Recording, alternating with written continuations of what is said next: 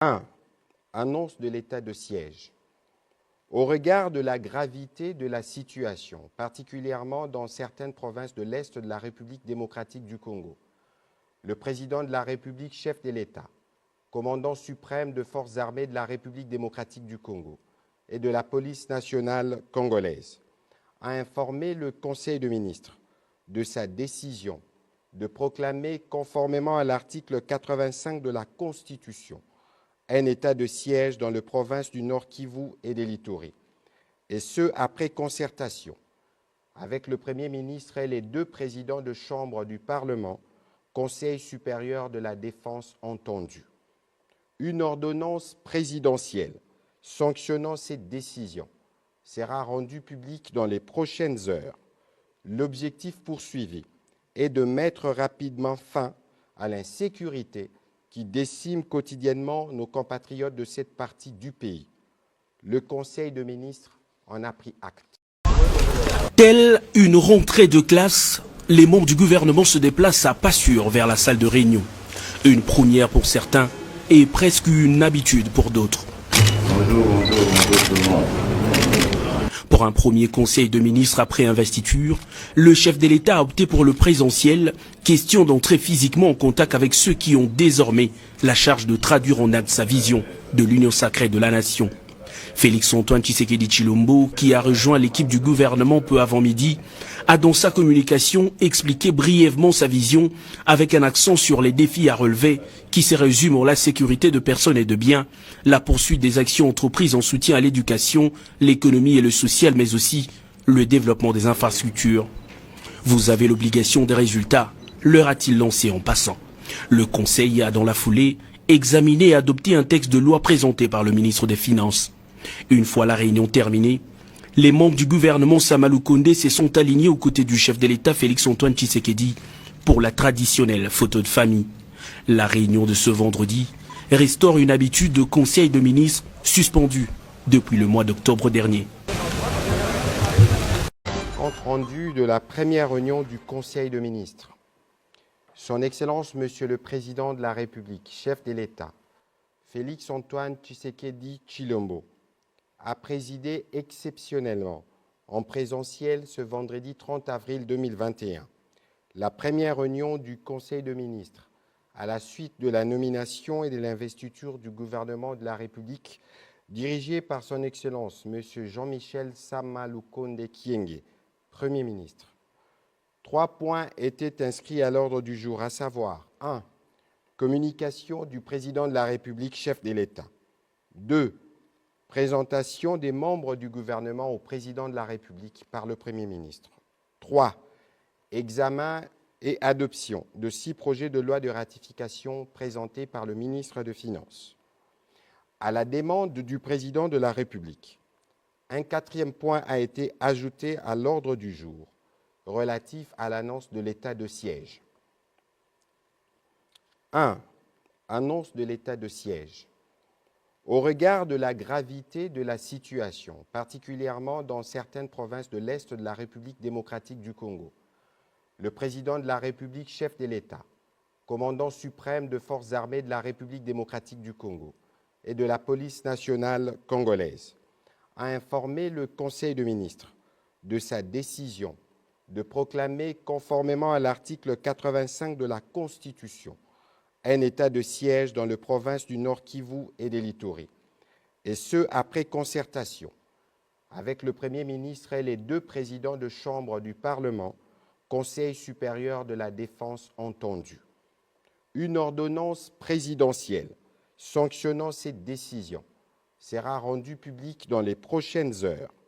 L'objectif poursuivi est de mettre rapidement fin à l'insécurité qui décime quotidiennement nos compatriotes de cette partie du pays. Le Conseil de ministres en a pris acte. Exhortation du chef de l'État.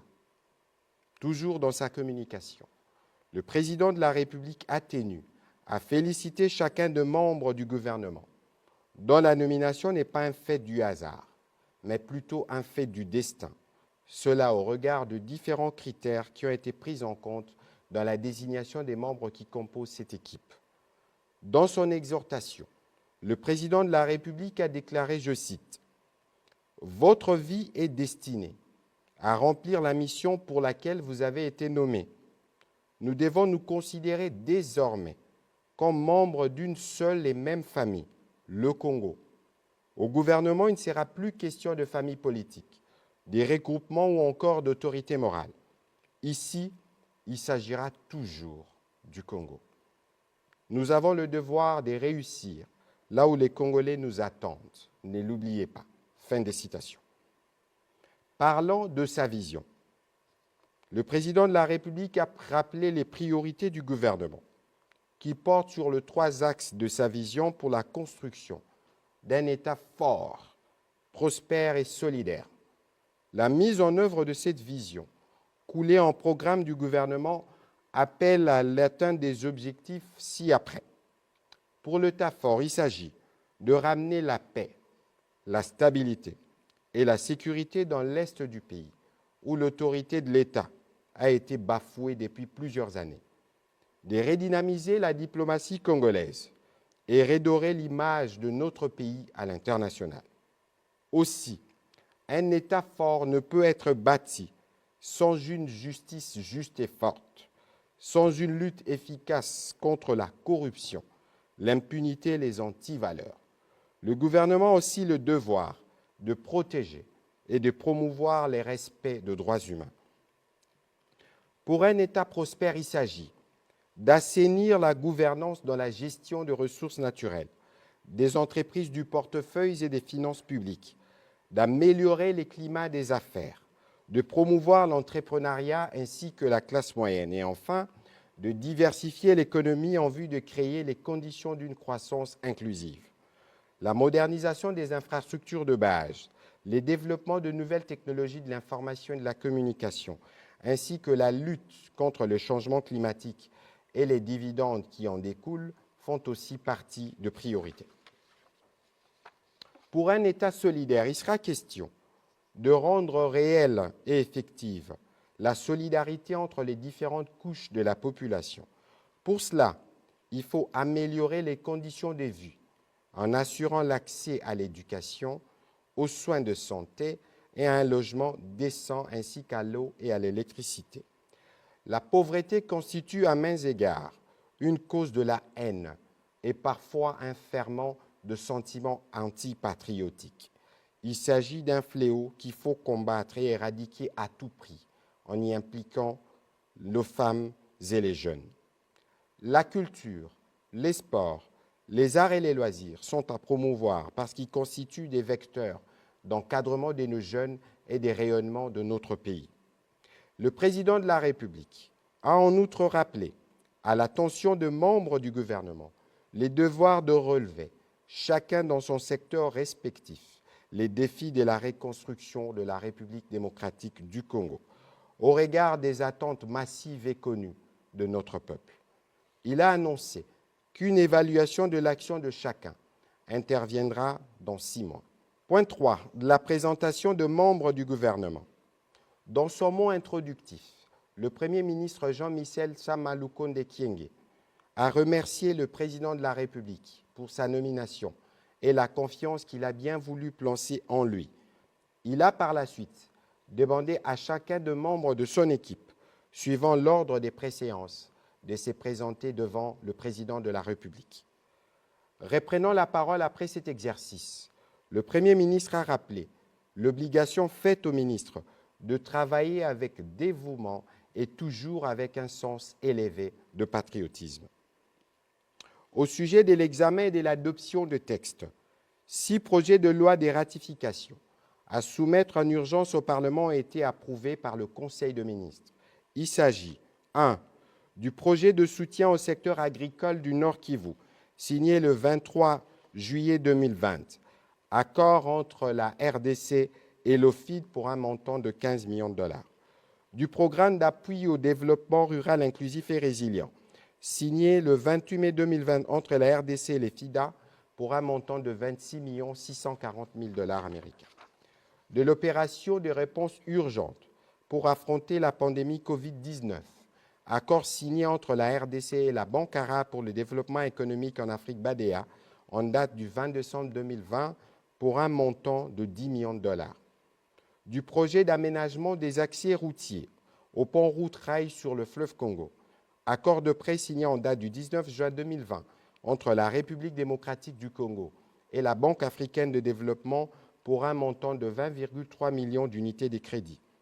Du projet d'approvisionnement en eau à l'ozone, accord de prêt signé entre la République démocratique du Congo et les fonds de l'OPEP au FID en date du 23 juillet 2020 pour un montant de 30 millions de dollars. Enfin, du programme d'appui budgétaire en réponse à la crise Covid-19, en sigle PRBC, accord de prêt numéro 21 00 15 00 42 445 du 7 octobre 2020, conclu entre la République démocratique du Congo et les fonds africains de développement pour un montant total de 43,62 millions de dollars. Le ministre des Finances a sollicité l'adoption des projets de loi susmentionnés pour qu'ils soient rapidement transmis au Parlement pour leur adoption durant cette session. Après examen et délibération, le Conseil de ministres les a tous adoptés. Dans sa conclusion, le président de la République a rappelé que cette réunion de prise de contact tenue en présentiel était une exception en cette période de pandémie à coronavirus. Il a en outre insisté sur le respect de gestes barrières. Il a à la même occasion, pour terminer, annoncé la tenue hebdomadaire du Conseil de ministres.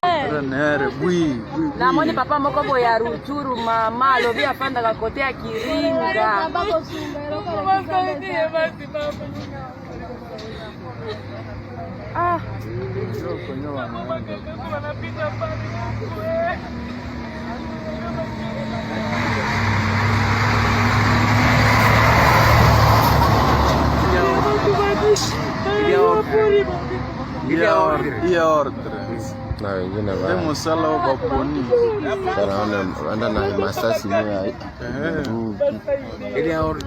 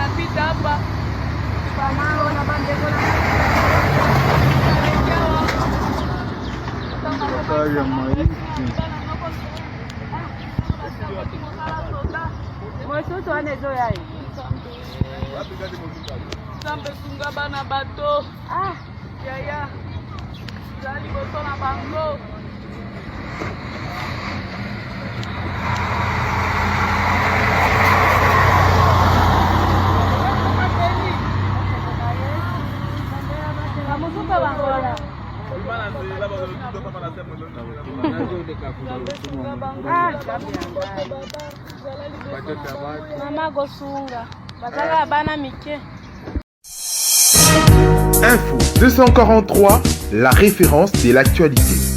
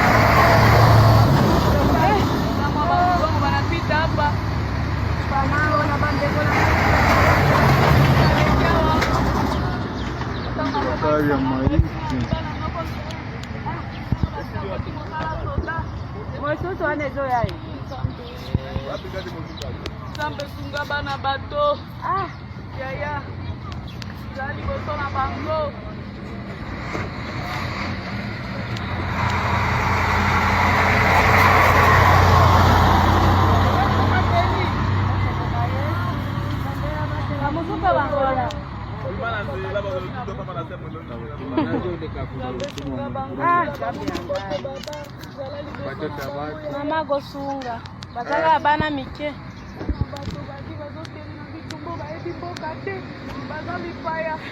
Mama bana mike mikeo. Soki omoni elongi kuna na moni kuna na bilanga mama bana.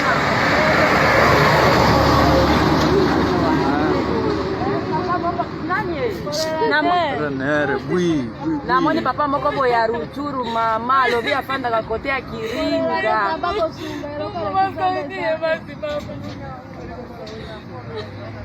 Ah.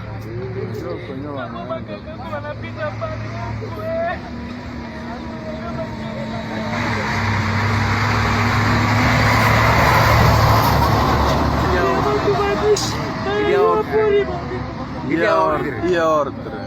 Na wengine Ndio msala wa poni. sana anda na masasi mia. Il est ordre.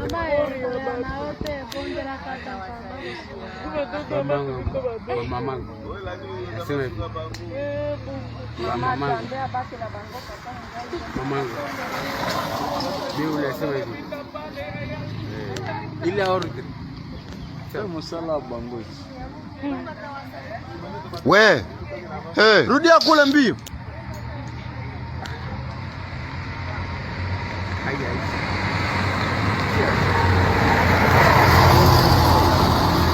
Ya Mungu.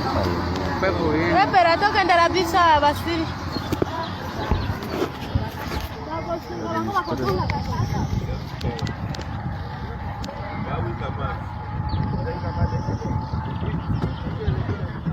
Le secteur opérationnel Ituri a présenté hier au gouverneur de province 7 rebelles ougandais du mouvement Luganda Orland Liberation Front arrêtés dans le rang de la milice Codeco. Le groupe de libération de l'Ouganda. Ils venaient à Pandroma voir l'un de leurs contacts parce que leur groupe contrôle du côté de l'Ouganda, Nebi. Our fear is Congolese government formally Contacter les Codeco parce qu'ils estiment que le gouvernement congolais est ami au gouvernement ougandais dont M. Museveni en tête. En venant vers le gouvernement, ils n'étaient pas sûrs s'ils allaient être bien accueillis, sinon ils risquaient d'être rapatriés auprès de M. Museveni. Voilà pourquoi ils ont opté pour se rallier au groupe rebelle Codeco. Ils ont recruté à peu près 500 plus. Et là, ils continuent encore à recruter au niveau de Nebi. The Lendu have an organization called Codeco. Alors s'il est venu, ils sont plus venus chercher le féticheur pour avoir un peu de pouvoir féticheur, même ceux qui peuvent les accompagner, groupe Codeco. Par ailleurs, un milicien Codeco répondant au nom de Sami Njabou, en charge de liaison d'achat d'armes entre le rebelle sud-soudanais et les Codeco arrêtés à la frontière du sud soudanaise et la RDC. Mon nom est Sami Djabou. Je suis Moulendu 100% de Pandroma et élément du groupe armé Codeco Bar IRPDC. C'est Bassa qui est notre leader. On m'a arrêté avec $4 500 à Kingezi Base. Je partais au Soudan du Sud pour achat des armes et munitions. Notons que leur arrestation est le nœud de reprise des hostilités par les Codeco qui s'attaquent aux populations et aux FARDC sur tout le front depuis le samedi 9 avril 2021 sur la RN 27 à l'auteur des localités Lopa et Pandolé situées à 38 km au nord de Djougou.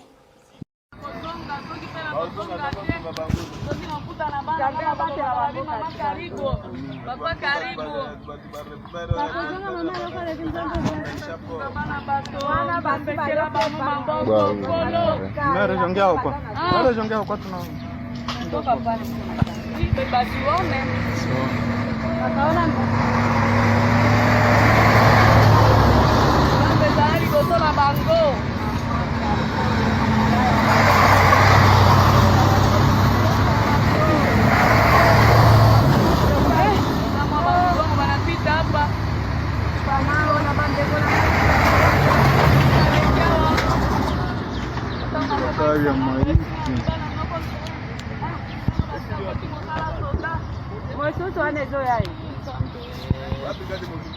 Zambe sunga bana bato. Ah, yaya. Zali bosona bango.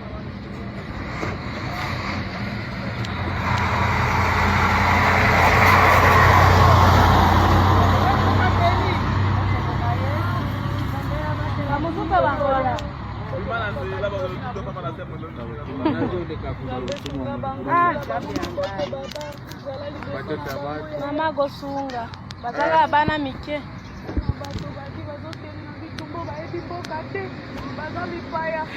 mama bana mike o soki omoni elongi kuna na moni kuna na bilanga mama bana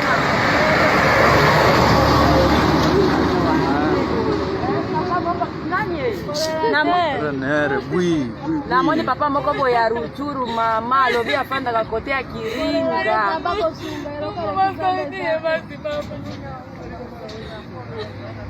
Ah.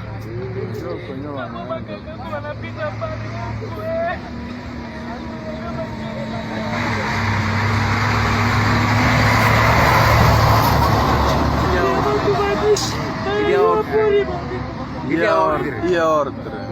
Na wengine Ndio msala wa baponi. anda na masasi ni Il y a ordre.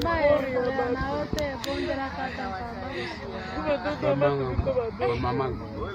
Nasema hivi. Maman.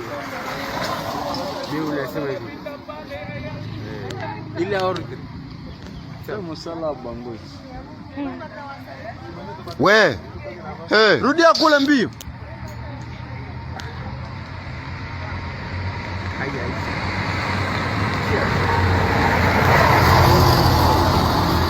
ya Mungu Repera toka ndara bisa basiri.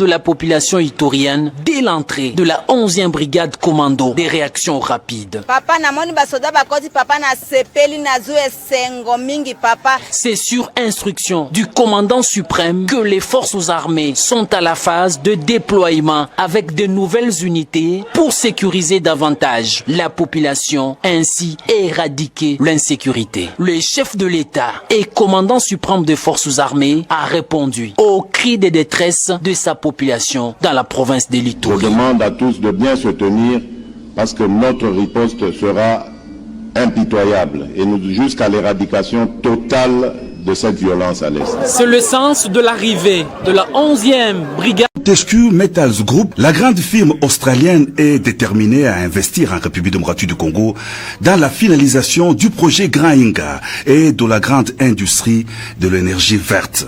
Après le protocole d'accord signé en septembre dernier et des études menées, une forte délégation australienne est revenue au pays, conduite par le directeur commercial de FMG, Peter Asten.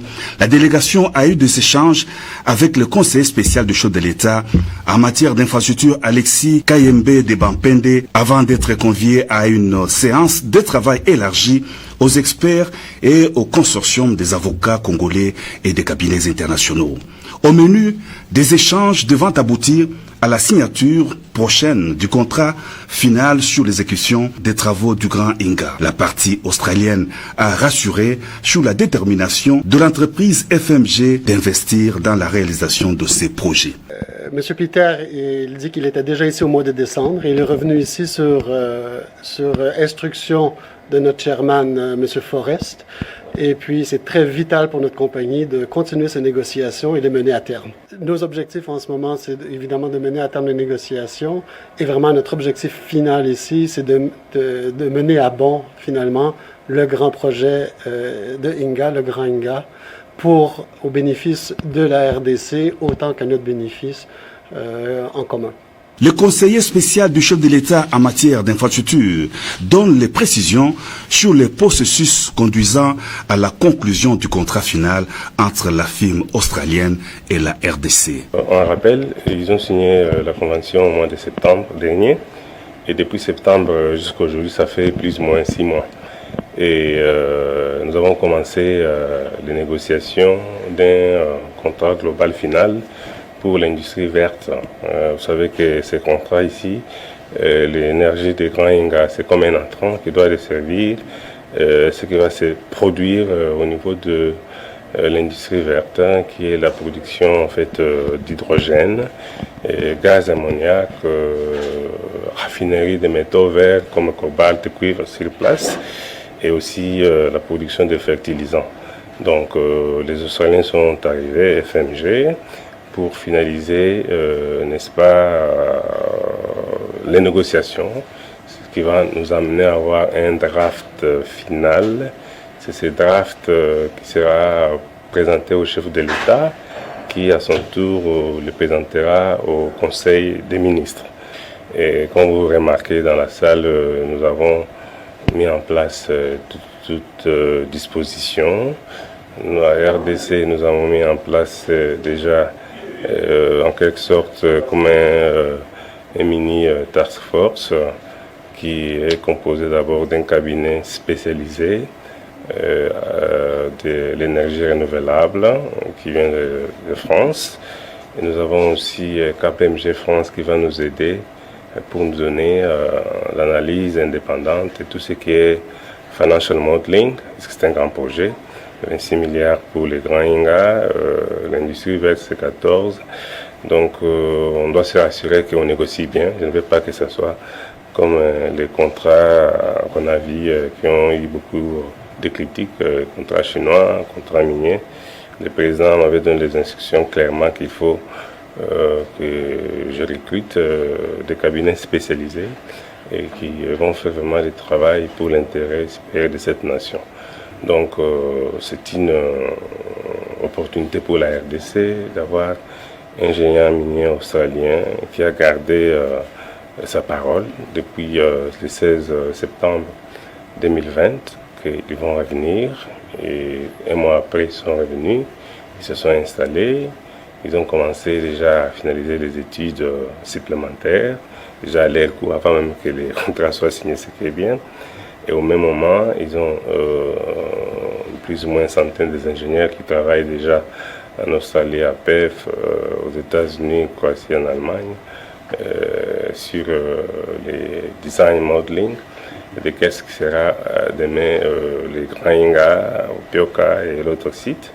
Et ces designs seront vraiment présentés aux autorités congolaises pour la validation.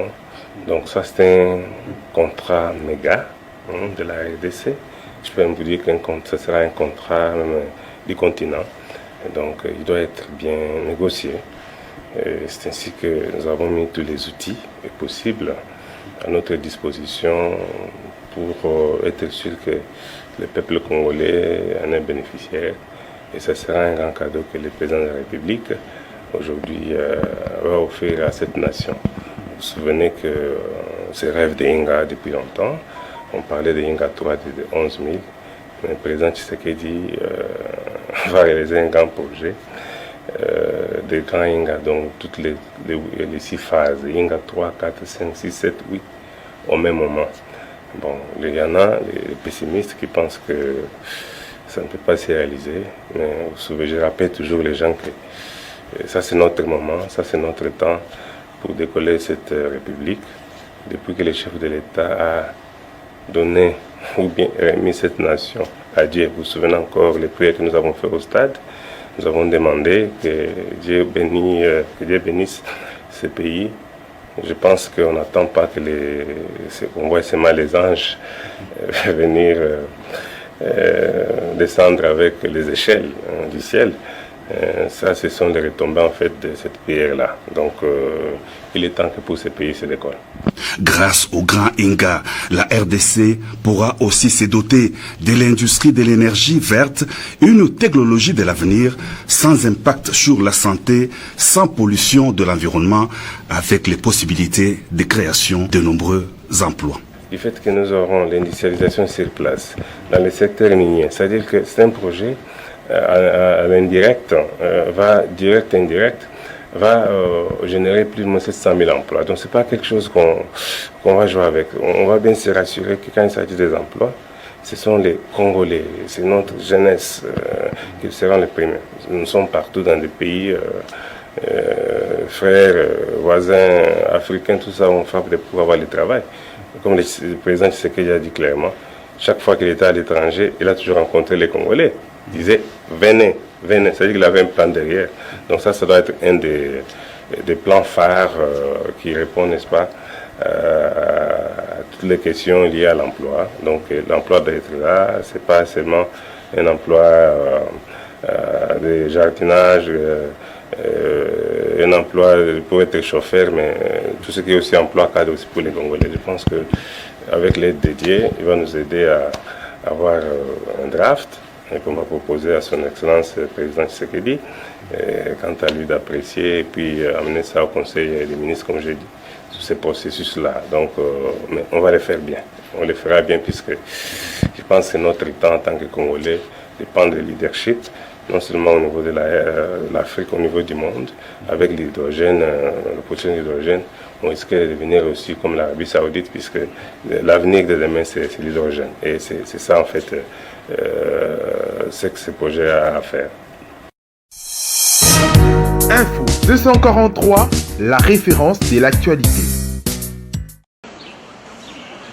Le Palais de la Nation a connu une ambiance de grand jour ce jeudi 29 août 2021 avec l'arrivée dès les premières heures de la journée du président de la République. Le chef de l'État, président des exercices de l'Union africaine, Félix Antoine Tshisekedi Tshilombo, a accueilli le président du Conseil européen en visite de travail de 72 heures à Kinshasa. Les échanges en tête-à-tête ont été ensuite élargis aux officiels de l'Union européenne et de la RDC, parmi lesquels notamment le Premier ministre Jean-Michel Sama Lukonde et le vice-premier ministre, ministre des Affaires étrangères, Christophe Lutundula.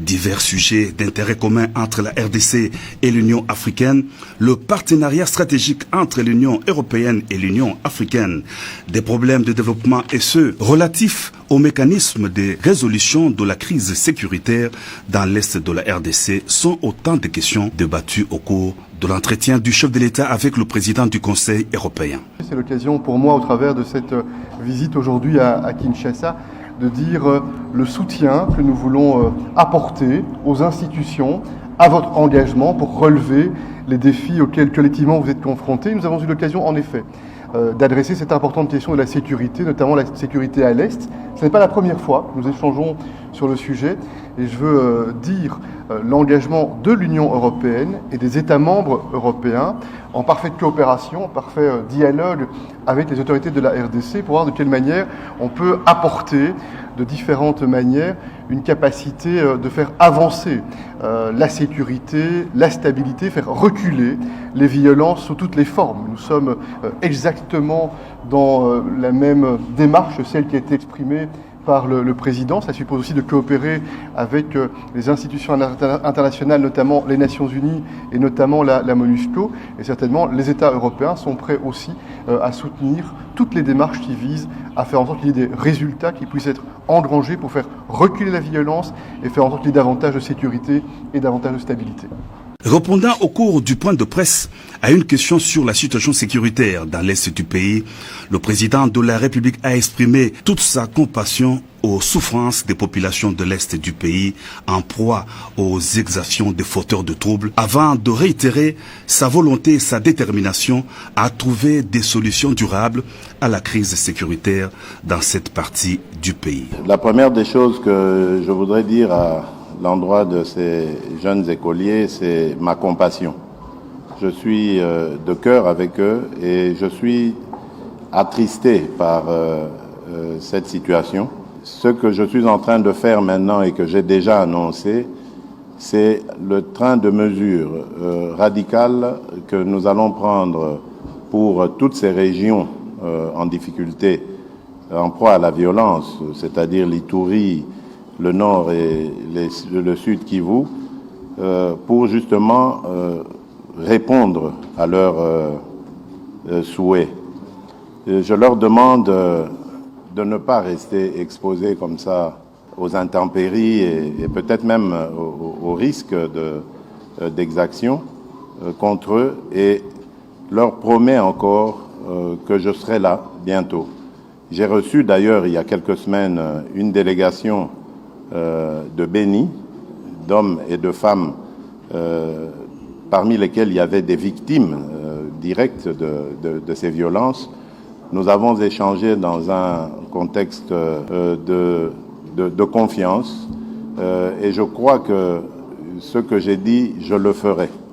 Je ne suis pas quelqu'un qui parle en l'air. Je suis simplement en train de préparer des solutions efficaces qui permettraient de résoudre de manière définitive cette crise de l'Est. À propos de la MONUSCO, là aussi je crois que les jeunes gens sont emportés par les émotions d'une part et je pense même qu'il y a quelque part de la manipulation des adultes. La MONUSCO est venue en partenaire en République démocratique du Congo pour nous aider à éradiquer les violences, à stabiliser le pays et surtout à protéger les populations. Je peux comprendre cette expression de colère, de ras-le-bol vis-à-vis des violences qui se font, mais ce n'est pas la MONUSCO qui en est responsable.